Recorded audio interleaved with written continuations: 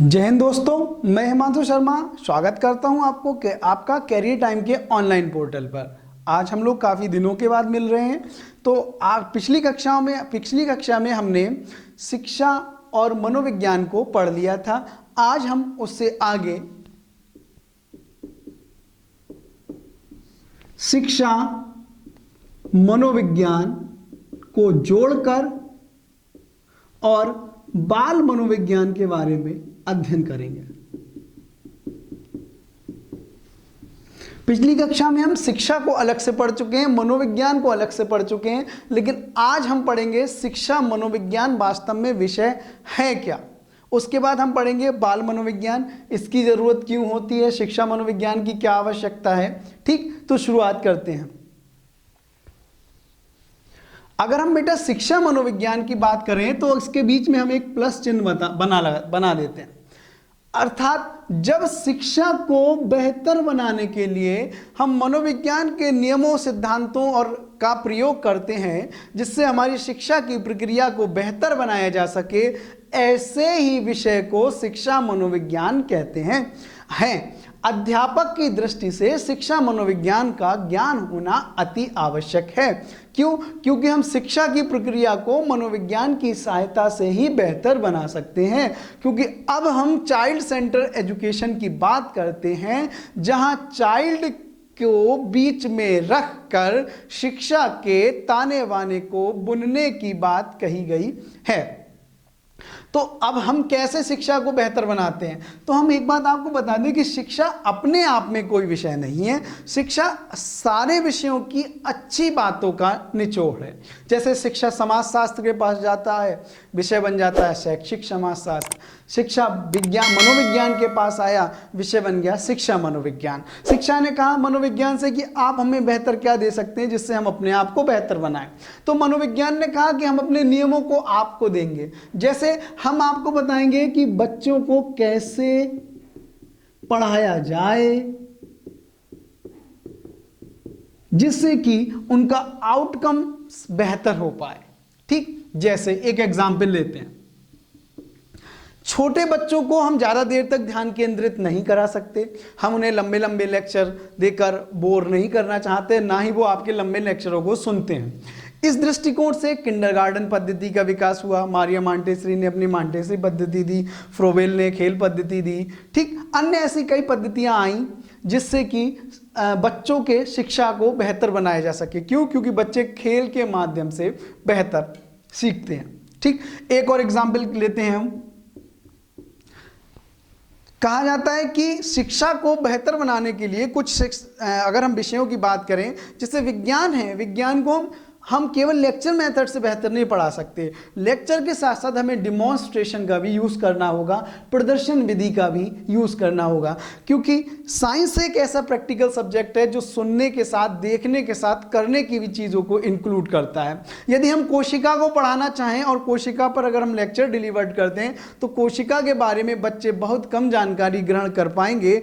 इसके अलावा यदि हम उसको क्या करते हैं, एक चार्ट के माध्यम से बना के समझाते हैं तो बच्चा उस चीज़ को उतने ही और बेहतर तरीके से सीख पाएगा। क्यों? क्योंकि मनोविज्ञान हमें बताता है कि जितने से जितनी ज़्यादा सेंस हमारे ऑर्गन्स यूज होते हैं, हमारा सीखा हुआ ज्ञान उतना ही स्थायी होता है। क्योंकि जब हम लेक्चर दे रहे होते हैं तो बच्चे की केवल श्रवण इंद्रियां ही कार्यरत होती हैं, लेकिन जब हम डिमॉन्स्ट्रेशन की बात करते हैं, हमारे साथ लेक्चर के साथ साथ वो श्रव्य के साथ दृश्य भी यूज कर रहे हैं, तो बच्चे के दिमाग में वही सारी चीजें सिस्टमेटिक रूप से बनती चली जाती हैं और सीखा हुआ ज्ञान वैसे ही स्थायी होता चला जाता है।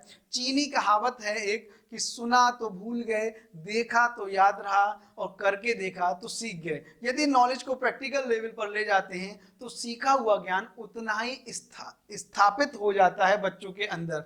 अर्थात जब मनोविज्ञान के नियमों का प्रयोग शिक्षा को बेहतर बनाने के लिए किया जाता है तो ऐसे ही विषय को शिक्षा मनोविज्ञान कहते हैं। चूंकि आज के विषय में परिदृश्य में शिक्षा मनोविज्ञान की प्रासंगिकता और बढ़ गई है, क्योंकि हम चाइल्ड सेंटर्ड एजुकेशन की बात करते हैं, जहां व्यक्तिगत भिन्नता देखने को मिलती है। हमारे क्लास में एक ही लेवल के बच्चे हमारे यहाँ नहीं होते, क्योंकि कुछ उच्च शैक्षिक उपलब्धि के, कुछ निम्न के, कुछ औसत के होते हैं। उनको हम एक ही तरीके से नहीं पढ़ा सकते, और हम यह भी व्यवहारिक रूप से संभव नहीं हो सकता कि हम अपने एजुकेशन सिस्टम प्रत्येक बच्चे के लिए डिसाइड करें अलग से। तो हमें करना क्या है, एक इंटीग्रेटेड एक सिस्टम को डेवलप करना होता है कि जो बहुत अच्छा बच्चा है उसका भी नुकसान ना हो, और जो सबसे पिछड़ा बच्चा है वह भी पीछे ना रह जाए। तो इस दृष्टिकोण से शिक्षा मनोविज्ञान हमारी मदद करता है, किस प्रकार से पाठ्यक्रम को निर्धारित किया जाए, किस प्रकार से प्रैक्टिकल नॉलेज को इंक्लूड करने के लिए कौन कौन से प्रायोगिक कार्य बनाए जाएं, किस प्रकार से हम समय सारणी निर्धारित करें, किस प्रकार से को करिकुलर एक्टिविटीज को बढ़ाया जाए, किस प्रकार से शारीरिक गतिविधियों को बढ़ाया जाए कि बच्चे की शारीरिक विकास बेहतर हो। तो शिक्षा मनोविज्ञान हमारी मदद करता है शिक्षा को बेहतर बनाने के लिए। प्रत्येक अध्यापक का यह कर्तव्य है कि वह शिक्षा मनोविज्ञान को आधार मानते हुए ही अपने विषय का शिक्षण करे, क्योंकि शिक्षा मनोविज्ञान हर एक विषय को रोचक ढंग से पढ़ाने में हमारी बहुत मदद करता है। क्यों? क्योंकि हम कितनी भी अच्छे बेहतर तरीके से पढ़ा लें, लेकिन अगर आउटकम्स बेहतर नहीं हो पाए, अर्थात हम बच्चे को अच्छी रिसीविंग नहीं करा पाए, तो बेहतर तरीके से रिस्पॉन्डिंग की उम्मीद हम नहीं कर सकते। अर्थात यदि हम शिक्षा मनोविज्ञान की सहायता लेते हैं तो हम अपने विषयों को सरल सुलभ दृष्टिकोण से बच्चों तक पहुंचाने में बेहतर तरीकों का प्रयोग कर पाएंगे। आगे अगर हम बात करें कि शिक्षा मनोविज्ञान के प्रयोग क्या हैं या क्यों उपयोगी है, तो शिक्षा मनोविज्ञान कई दृष्टिकोण से उपयोगी है। व्यक्तिगत भिन्नता को ध्यान रखने में हमारी मदद करता है, उसकी ठीक पाठ्यक्रम निर्धारण में, पढ़ाने की विधियों के चयन में,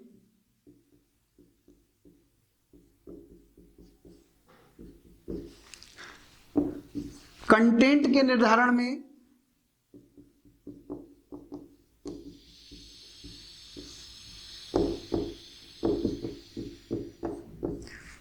समय सारणी निर्धारित करने में,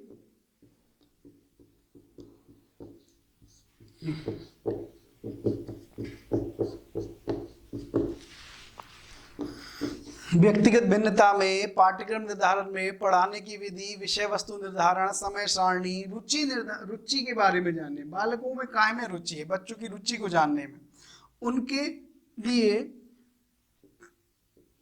निर्देशन और परामर्श,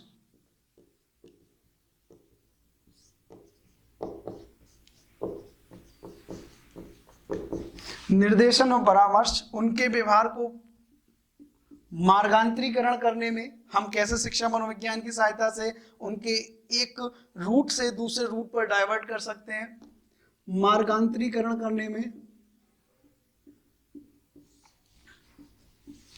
पूर्व कथन करने में,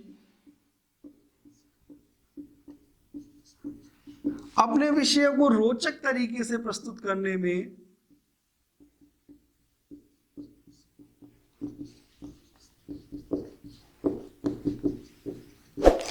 बालकों को प्रोत्साहित करने में। Motivation is the super highway of learning. हम जितने बेहतर तरीके से बच्चों को मोटिवेट करेंगे, बच्चे उतने ही बेहतर तरीके से सीखेंगे। अर्थात हम प्रोत्साहन कैसे करें,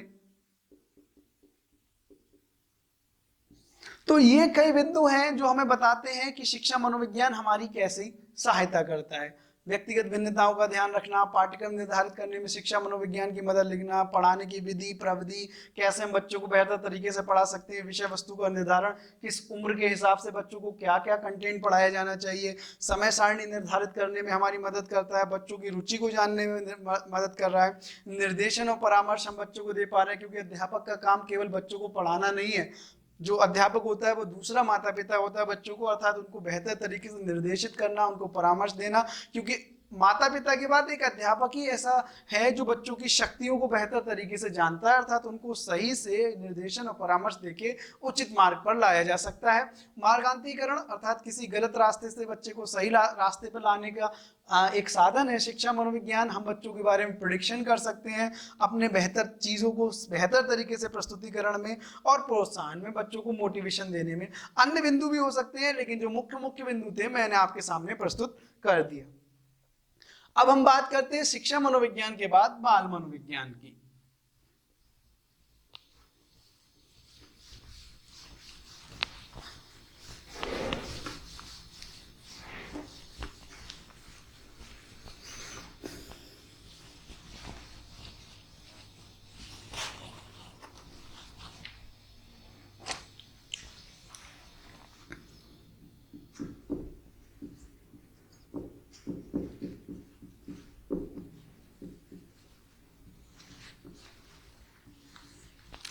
बाल मनोविज्ञान क्या है?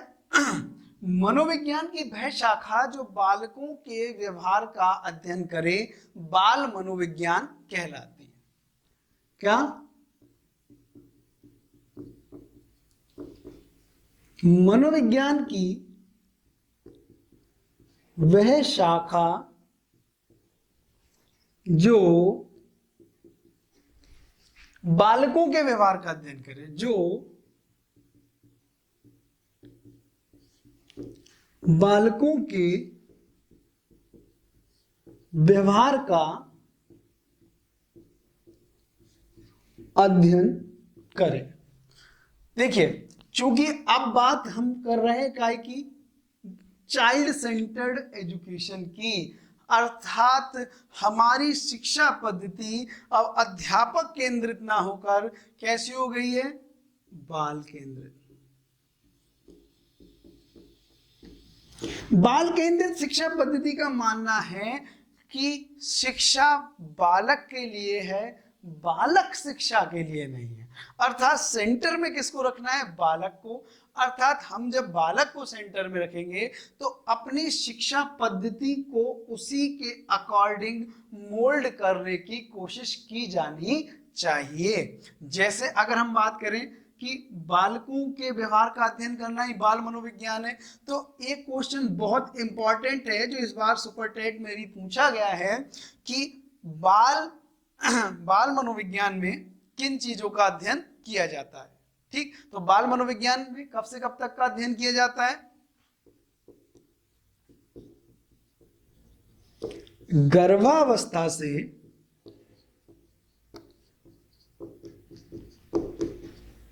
किशोरावस्था तक। ये इस बार क्वेश्चन आया है।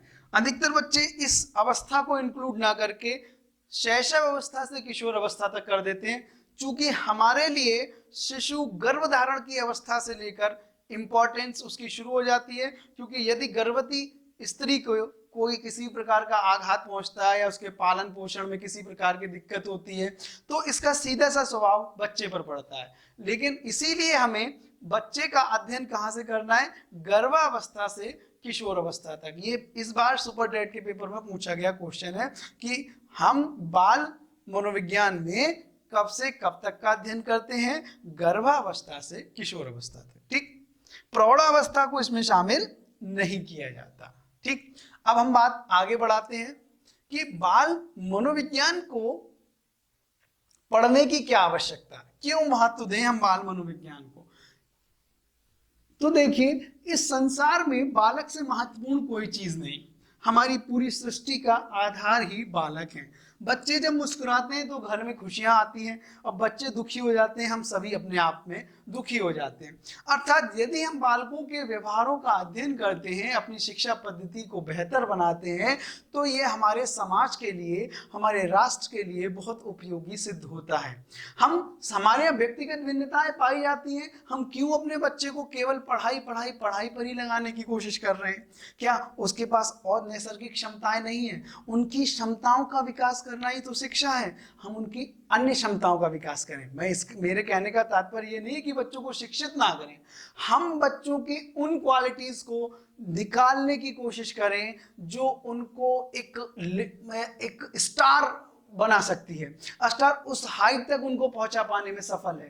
अर्थात यदि हम बच्चों की क्षमताओं का ज्ञान बेहतर तरीके से कर लेते हैं, यदि हम बच्चों के गुणों को सही समय पर पहचान लेते हैं, तो वही बच्चे आगे जाकर राष्ट्र के लिए उपयोगी साबित होते हैं। जैसे अगर हम बात करें कि यदि हम बाल मनोविज्ञान के लिए क्यों करें इसका अध्ययन, तो सबसे पहले बालकों की रुचि का ध्यान रखने के लिए हमें पता होना चाहिए कि बच्चे किस चीज में इंटरेस्टेड है, हमारा बच्चा किस चीज में इंटरेस्टेड है। हम इसकी सहायता से, बाल मनोविज्ञान की सहायता से उनके व्यक्तित्व का निर्माण करते हैं। हम बालकों में अच्छी आदतों का निर्माण कर सकते हैं। अच्छी आदत, बालकों के मनोविज्ञान को समझ सकते हैं।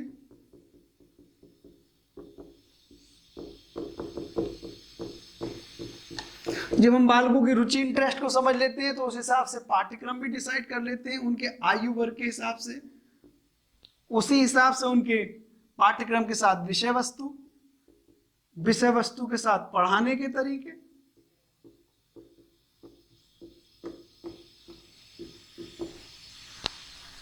ठीक बालकों में आत्मविश्वास जागृत कर सकते हैं अगर हमें बाल मनोविज्ञान का बेहतर ज्ञान है।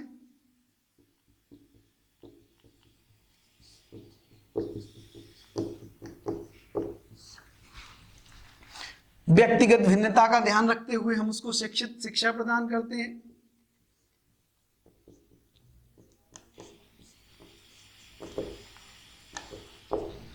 तो ये कुछ ऐसे बिंदु हैं जो हमें मदद करते हैं। यदि हमने बाल मनोविज्ञान को अच्छे से अध्ययन किया है और हम एक अध्यापक के दृष्टिकोण से बालकों को पहचानने का प्रयास करते हैं, तो ये सारी चीज़ें हम बेहतर तरीके से जान पाते हैं और बालकों को उसी हिसाब से शिक्षा दीक्षा का प्रबंध कराने का प्रयास करते हैं। अर्थात एक अध्यापक के दृष्टिकोण से इन चीज़ों का ज्ञान होना बहुत ही आवश्यक है।